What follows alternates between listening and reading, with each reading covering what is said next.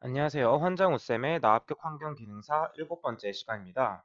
이번 시간은 파트 4 폐기물 처리 중 챕터 1 폐기물 개론에 대해서 배워보도록 하겠습니다.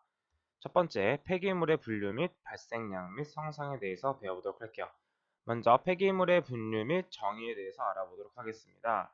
폐기물의 종류는 생활 폐기물, 업장 폐기물, 지정 폐기물로 나눠줄 수 있는데 지정 폐기물에 대한 시험 문제는 많이 출제되기 때문에 정의와 특징, 그리고 우측에 있는 부식성 폐기물의 폐산, 그리고 폐알칼리의 정의는 꼭 알고 넘어가 주시면 되겠습니다.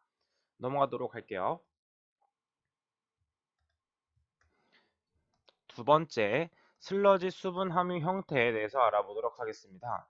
슬러지의 수분 함유 형태는 표면 부착수, 모관 결합수, 간극 모관 결합수, 내부수로 구분할 수 있으며 표면 부착수란 슬러지의 입자 표면에 부착되어 있는 수분입니다. 두 번째, 모관 결합수는 슬러지 입자에 갈라진 틈을 채우고 있는 수분의 형태로 모세관 현상에 의하여 부착되어 있는 것. 그리고 세 번째, 간극 모관 결합수는 슬러지 수분 중 많은 함유량을 갖고 있고 농축 등에 의해서 분리 가능한 수분입니다. 마지막으로 내부수는 슬러지의 입자를 형성하는 세포의 세포액으로 존재하는 수분입니다. 따라서 이 수분 함유 형태에 따른 탈수성을 나타내게 되면 결합성이 가장 탈수성이 크고 그 다음에 간극 모관 결합수, 표면 부착수, 내부수로 구분을 할 수가 있습니다. 자, 이렇게 정리하고 넘어가 보도록 할게요. 세 번째, 발생량 및 예측 방법입니다.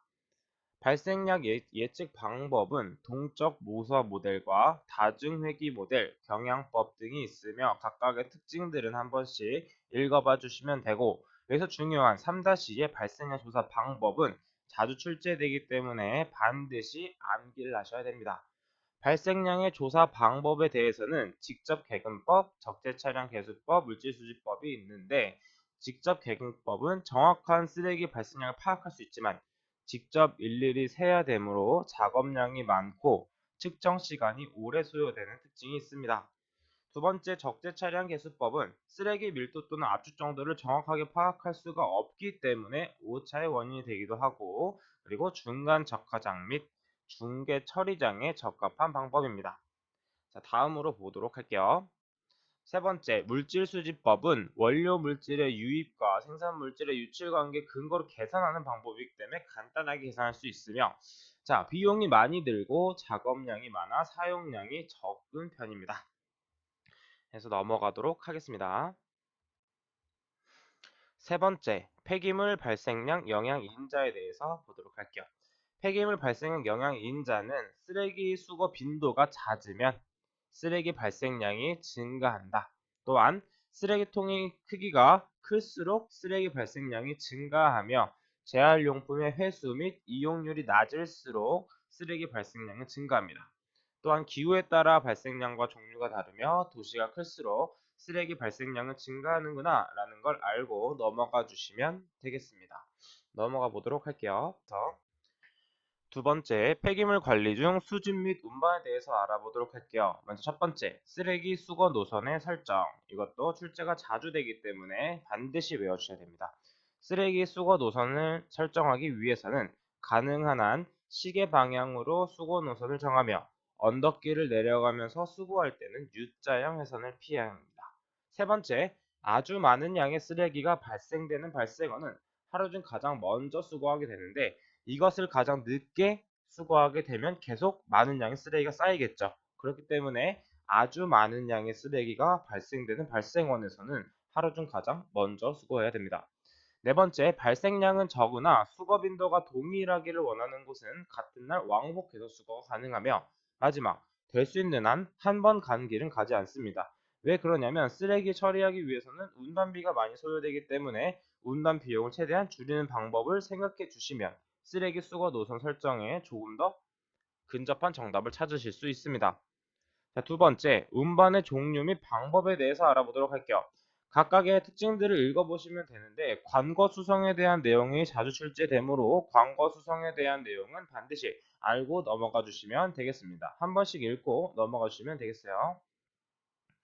두 번째, 적환장의 설계 및 운전 관리에 대해서 알아보도록 하겠습니다. 첫 번째, 적환장이 필요한 경우는 저밀도 주거지역이 존재하고 작은 용량의 수집 차량을 사용할 때, 그리고 쓰레기 슬러지 수송이나 공기 수송 방식을 사용할 때, 불법 투기와 다량의 어질러진 쓰레기들이 발생할 때, 상업지역에서 폐기물 수집에 소형 용기를 많이 사용할 때, 처리장까지 거리가 먼 경우의 중간에 설치하는 녀석입니다. 자, 적환장은 쓰레기 양이 적을 때 사용하는구나 라는 걸 알고 계시면 되고, 투하 방식에 따른 적환장의 형식도 한번 읽어보고 넘어가 주시면 되겠습니다. 자, 계속해서 넘어가 보도록 할게요. 두 번째, 적환장의 설치 위치. 이것도 출제가 자주 되기 때문에 한 번씩 읽고 넘어가 주시면 되겠습니다. 세 번째, 배출량 및 수거 횟수. 자, 이것은 공식으로 외우셔도 좋지만 굳이 공식으로 외우지 않아도 단위 환산으로 충분히 풀 수 있는 녀석이고, 두 번째, MHT. MHT는 수거 인부당 1인당 쓰레기 1톤을 수거하는 데 소요되는 시간으로 출제가 아주 많이 되는 식입니다. 그래서 MHT의 식은 반드시 암기를 하고 넘어가 주시면 되겠습니다. 참고로 MHT 값이 적을수록 수거 효율은 좋구나 라는 걸 알고 넘어가 주시면 되겠어요. 다음 문제 같이 한번 풀어보겠습니다. A 도시에서 1년간 쓰레기 수거량은 340만 톤이다. 이 쓰레기를 5,500명이 하루 8시간씩 수거하였다면 수거 능력은 얼만큼인가? 그리고 1년간 작업 일수는 310일이다 라고 나와 있습니다. 자, MH는 톤 단위이기 때문에 톤을 밑에다 적어주시면 되고, 그리고 명수 5,500을 곱해주신 다음에 그 다음에 시간당 수거 능력이기 때문에 하루 8시간 그리고 1년 작업 일수는 310 이렇게 곱해주시게 되면 4.0118 MHT 값이 나오게 돼서 답은 1번이 나오게 되죠. 계속해서 넘어가 보도록 할게요. 네 번째, 폐기물의 관리 체계는 한 번씩 읽고 넘어가 주시면 되겠습니다. 세 번째, 폐기물의 감량 및 재활용에 대해서 알아보도록 하겠습니다. 폐기물의 감량의 종류 중 하나인 압축은 저장에 필요한 용적을 줄이기 위해, 수송 시 부피를 감소시키기 위해, 매립지의 수명을 연장시키기 위해 사용합니다. 1-2의 압축비 CR은 정말 출제가 자주 되기 때문에 반드시 외워주셔야 되며, 압축비는 압축 후 부피분의 압축 전 부피로 구할 수 있습니다. 또한 다음 문제를 풀면서 한번 알아보도록 할게요. 쓰레기를 압축시켜 45%의 용적 감소율이 있었다면 압축비는 얼만큼인가? 여기서 압축비는 100- 용적 감소율분의 100으로도 표현할 수 있기 때문에 45를 이쪽에 대입하게 되면 1.818이라는 값이 나오게 됩니다. 이 방법도 잘 알고 넘어가 주시면 되겠습니다. 1-3 부피 감소율에 대해서 알아보도록 할게요. 부피 감소율도 출제가 아주 잘 되는 녀석입니다. 부피 감소율 VR은 압축 전 부피분의 압축 전 부피 빼기 압축 후 부피 곱하기 100으로 퍼센트 단위로 나타낼 수가 있죠. 이것도 한 번씩 외워주시고 넘어가 주시면 되겠습니다. 두 번째, 파쇄 공정에 대해서 알아보도록 할게요.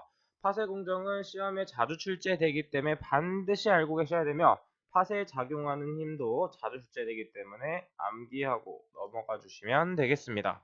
각각의 목적과 문제점들을 한 번씩 읽고 넘어가 주시면 되겠어요. 계속해서 내려가 보도록 하겠습니다. 2-3 파쇄기의 종류에 대해서 알아보도록 할게요. 파쇄기의 종류는 전단식 파쇄기, 충격식 파쇄기, 압축식 파쇄기가 있으며, 전단식 파쇄기는 대개 고정칼, 회전칼과의 교합에 의해서 폐기물을 전단하며 주로 목재류, 플라스틱류, 종이류를 파쇄하는 데 이용합니다.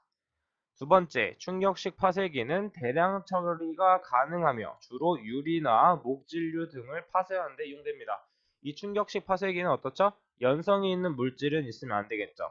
잘 생각해보면 고무 같은 거는 충격을 줘서 부술 수 없지만 유리나 목질류 등은 충격을 줘서 파쇄할 수 있기 때문에 이 충격식 파쇄기를 이용하시면 됩니다. 세 번째, 압축식 파쇄기는 압착력을 이용해서 파쇄하는 장치로 로터리 밀 또는 임팩트 크러셔 등이 사용되며 금속, 고무, 연질 플라스틱류의 파쇄에 적용하기 어려우며 주로 나무나 플라스틱류, 건축 폐기물 등을 파쇄하는 데 이용됩니다. 다음으로 넘어가도록 할게요.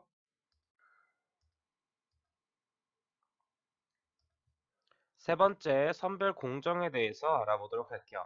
먼저 선별의 목적은 재활용 가능한 성분의 분리로서 선별 방법에 대해서 반드시 암기를 하고 넘어가시면 됩니다.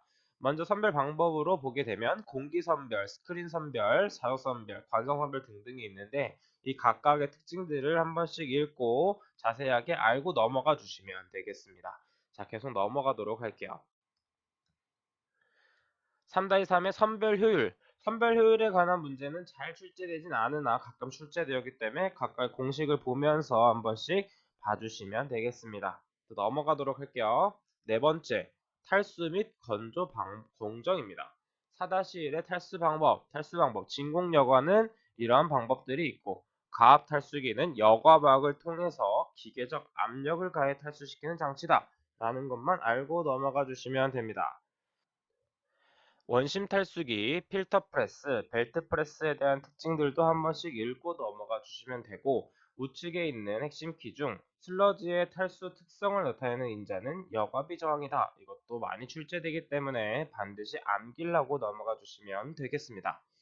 계속해서 보도록 하면 4-2의 함수율 구하기입니다. 함수율은 수분이 얼마큼 함유되어 있는지 나타내는 식으로서 정말 많이 출제되는 녀석 중 하나입니다. 수질 부분에서도 출제가 많이 되고 폐기물 처리에서도 출제가 많이 되기 때문에 반드시 암기를 하고 넘어가 주시면 되는데 이걸 어떻게 알고 계시면 되냐면 각각의 슬러지 양 곱하기 함수율 1- 함수율 곱해준 것은 탈수 후의 슬러지 양 곱하기 1- 탈수 후 함수율을 해준 겁니다. 문제를 같이 풀어보도록 할게요. 함수율이 97%인 슬러지 3600m 삼숙을 농축하게 돼서 함수율을 94%로 낮췄을 때 슬러지의 부피는 얼마인가? 다음 위의 식을 사용하게 되면 우리가 구하고 싶은 것은 V1에 대한 부피이기 때문에 V2 곱하기 1- V1에 대한 함수율 분의 1- V2에 대한 함수율을 하게 되면 3600 곱하기 1- 0.94분의 1- 0.97을 하게 돼서 1800m 3승이라는 답이 나오게 됩니다. 이 문제는 자주 출제되기 때문에 개인적으로도 한번 풀어보시길 바라겠습니다. 넘어갈게요. 4-3 슬러지의 탈수성의 개량을 위한 약품은 명반, 철염, 고분자 응집제가 있다. 읽고 넘어가 주시면 되겠고 5번 농축에 대해서 알아보도록 하겠습니다. 농축 방법은 중력식, 원심분리, 용존 공기부상, 벨트식이 있으며 농축 시 이점으로서는 슬러지 개량에 소요되는 약품 비용이 절감되며 슬러지 개량에 소요되는 약품의 양이 적어집니다. 약품의 양도 적어지기 때문에 약품 비용도 당연히 절감하게 되죠. 그리고 다음과 같은 세 번째, 네 번째, 다섯 번째, 여섯 번째 같은 특징들이 있습니다. 한 번씩 읽고 넘어가 주시면 되겠습니다. 여섯 번째, 강열 감량 중량법에 대해서 알고 넘어가도록 할게요. 강열 감량 중량법은 도가니 또는 접시를 미리 600 플러스 마이너스 25도씨에서 30분 동안 강열하고 데시케이터 안에서 식힌 후 사용하기 직전에 무게를 달아줍니다. 두 번째, 수분을 제거한 시료 적당량을 취해서 도가니 또는 접시와 시료의 무게를 정확히 달게 돼주고 마지막으로 질산암몬 용액을 넣어서 시료를 적시고 천천히 가열하여 탄화시킨 다음 똑같이 600 플러스 마이너스 25도씨의 전기로 안에서 3시간 동안 강열하고 실리카겔에 담겨있는 데시케이터 안에서 식힌 후 무게를 정확히 달아주면 됩니다. 그리고 각각의 문제는 한 번씩 읽어봐 주시면 되고 일곱 번째, 시료 축소 방법에 대해서 알아보도록 할게요. 시료 축소 방법도 마찬가지로 어떤 것들이 있고 그것에 대한 특징들을 한 번씩 읽고 문제에 적용해 주시면 되겠습니다. 폐기물 계로는 여기까지 하도록 하겠습니다. 다음 시간은 폐기물 처리 기술에 대해서 한번 알아보도록 할게요. 여러분들 모두 수고 많으셨습니다. 감사합니다.